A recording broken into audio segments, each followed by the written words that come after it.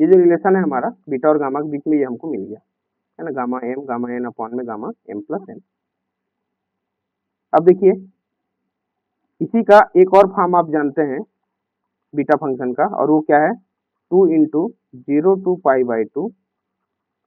Sign 2m-1 theta into cos 2n-1 theta D theta.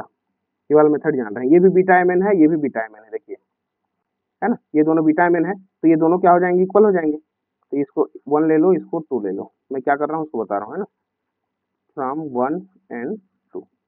एक और 2 से, तो क्या हो जाएगा, ये हो जाएगा 2 इंटू 0 to π/2 sine 2m-1 theta D theta into sorry cos को भी लिखना भूल जा रहा हूँ, ये आपका cos 2n-1 theta D theta, this is equal to gamma M into gamma N upon gamma M plus N होता है। हम क्या कर रहे हैं, इसके पहले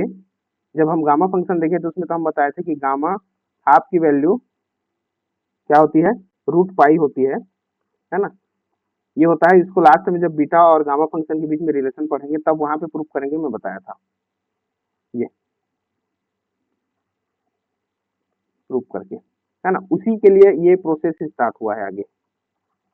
जानेंगे कि बीटा फंक्शन के इन दो रिलेशन से, क्योंकि बीटा फंक्शन की वैल्यू भी ये है इक्वेशन नंबर 2, और बीटा फंक्शन के रिलेशन से हमने गामा के बीच में रिलेशन जो स्टेब्लिश किया, तो बीटा फंक्शन की वैल्यू भी ये इसके इक्वल है, मतलब ये लेफ्ट साइड इक्वल हुआ तो दोनों इक्वल हो जाएंगे। यही से हमको आगे बढ़ना है, ध्यान दें, यही से हमको क्या करना है, आगे बढ़ना है। अब यहाँ से आप देख पा रहे हैं, क्या देख पा रहे हैं कि ये जो गामा एम दिखाई दे रहा है, गामा एम दिखाई दे रहा है, हमको क्या चाहिए, गामा 1/2 चाहिए, ध्यान देना, हमको गामा 1/2 चाहिए, और हमारे पास यहाँ पे पावर में कितना है, 2m-1 है, 2m-1 है, तो यदि हम 2m-1 को 0 करें तो यहाँ से आप देख पा रहे हैं m की वैल्यू हमको कितना मिल जाएगा, 1/2 मिल जाएगा, ध्यान दो आप। उसी प्रकार यदि 2n-1 की वैल्यू 0 पुट कर दें तो फिर से हमको n की वैल्यू 1/2 मिल जाएगी, और m की वैल्यू 1/2 मिलते ही हमको ये वाला जो टर्म दिखाई दे रहा है गामा में, यहाँ से हमको हाफ मिल जाएगा। गामा एम में m की वैल्यू हमको क्या चाहिए, गामा हाफ चाहिए, हमको इसकी वैल्यू को √π जो है प्रूफ करना है, तो इस m की जगह में 1/2 रखेंगे, कहने का मतलब, तो एक्चुअल में क्या हो रहा है, m की वैल्यू यदि 1/2 रखते हैं, ये जो साइन की पावर में 2m-1 है, कॉस की पावर में 2n-1 है, एक्चुअल में उसको क्या होना पड़ेगा, 0 होना पड़ेगा। तो 0 जब होगा तो हम क्या करते हैं, इसको ऐसा साइड में रखो, तो यहाँ से क्या हो जाएगा, 2 इंटू 0 to π/2, ये हो जाएगा आपका sine 0 theta into cos to the power 0 theta D theta, this is equal to, अब ये क्या हो जाएगा, ये होगा आपका गामा हाफ इंटू फिर से गामा हाफ अपॉन में gamma half plus half,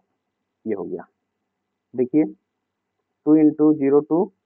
π/2 sign 0 की value 1, cos to the power 0 की वैल्यू 1, आपके पास आ जाएगा 1 इंटू डी थीटा, और यहाँ से देखिए गामा हाफ को 2 बार मल्टीप्लाई कर रहे हैं तो ये स्क्वायर हो जाएगा, और यहाँ से हो जाएगा गामा 1,